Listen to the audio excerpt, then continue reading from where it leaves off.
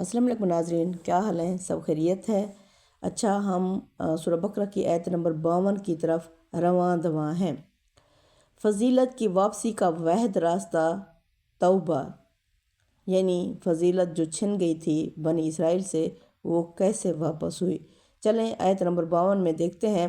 ثم عفونا عنکم من بعد ذلک لعلکم تشکرون، پھر اس کے بعد ہم نے تمہیں معاف کر دیا، یعنی بچڑے کی عبادت جیسے بڑے جرم کے باوجود جب تم اللہ کی طرف پلٹے تو اللہ نے تم پر دوبارہ رحم فرمایا۔ یہ معافی اس لیے نہیں تھی کہ تم بے خطا ہو، بلکہ اس لیے تھی تاکہ تم شکر گزار بن جاؤ۔ فضیلت تب واپس ملی جب تم اللہ کی طرف لوٹے اور اللہ نے تمہیں معاف کیا تاکہ تم اسلام پر چلو۔ یہاں اللہ ہمیں ایک عظیم اصول سکھا رہے ہیں۔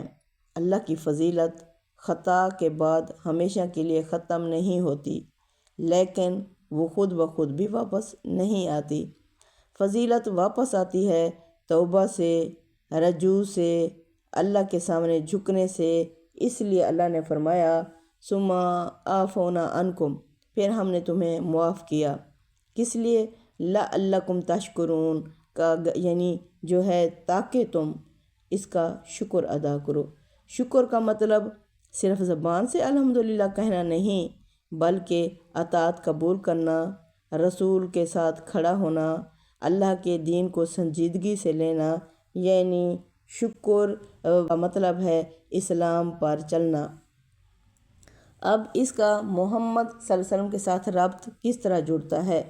اب یہی اصول محمد صلی اللہ علیہ وسلم کے مخاطبین کے سامنے رکھا جا رہا ہے کہ اگر تم پہلے جیسے تم لوگوں نے لغزش کی ہے، غلطی کی ہے، اگر تم نے انکار کیا ہے تو دروازہ بند نہیں ہوا، لیکن فضیلت تبھی واپس آئے گی جب تم محمد صلی اللہ علیہ وسلم پر ایمان لا کر اللہ کی طرف سچے دل سے لوٹو گے۔ اس آیت کا جو نتیجہ نکلتا ہے یہ کہ اللہ کی سنت یہ ہے خطا پر گرفت، توبہ پر معافی اور شکر پر فضیلت۔ یہی راستہ بنی اسرائیل کے لیے بھی تھا اور یہی راستہ اب امت محمدیہ کے لیے بھی ہے۔ السلام علیکم ورحمۃ اللہ وبرکاتہ۔